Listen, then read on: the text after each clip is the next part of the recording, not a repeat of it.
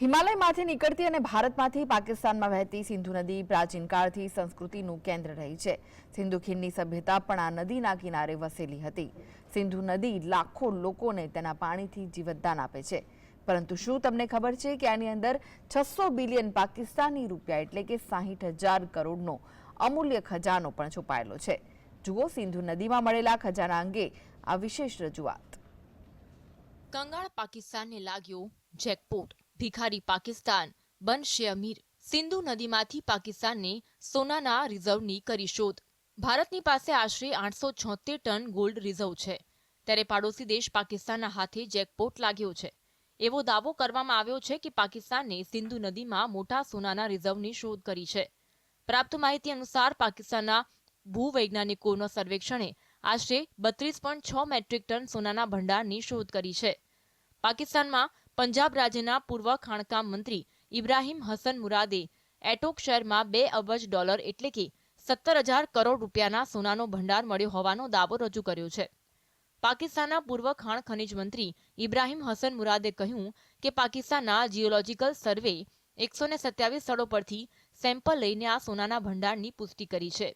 ગરીબી અને ભૂખમરામાંથી પસાર થઈ રહેલા પાકિસ્તાનમાં 28 લાખ તોલા સોનું મળ્યું છે અને તેની કિંમત 800 અબજ પાકિસ્તાની રૂપિયા થતી હોવાનું કહેવાય છે। સોશિયલ મીડિયા પ્લેટફોર્મ ટ્વિટર પર એક પોસ્ટ શેર કરતા ઇબ્રાહિમ હસન મુરાદે લખ્યું કે આ ગોલ્ડ રિઝર્વ પાકિસ્તાનની કથળતી અર્થવ્યવસ્થાને પાટા પર લાવી શકે છે, કારણ કે આ સોનાની કિંમત 800 અબજ પાકિસ્તાની રૂપિયા છે। એટોકથી 32 કિલોમીટરના અંતરેથી 800 અબજ પાકિસ્તાની રૂપિયાનું 28 લાખ તોલા સોનું મળી આવ્યું છે। આ શોધને પાકિસ્તાનના જીઓલોજીકલ સર્વે દ્વારા માન્ય કરવામાં આવી છે। આ પંજાબના કુદરતી સંસાધનોની અપાર સંભાવનાઓને પ્રકાશિત કરે છે। વ્યાપક સર્વેક્ષણ દ્વારા 2.8 મિલિયન તોલા સોનાની પુષ્ટિ કરવામાં આવી છે।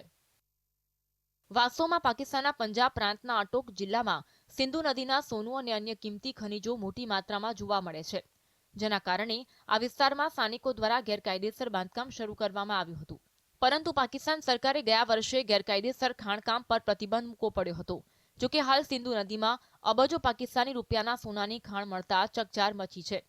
માહિતી અનુસાર બલુચિસ્તાનમાં ઘણી સોનાની ખાણો છે, જ્યાં રેકોર્ડિક ખાણ સોના અને તાંબાથી ભરેલી છે।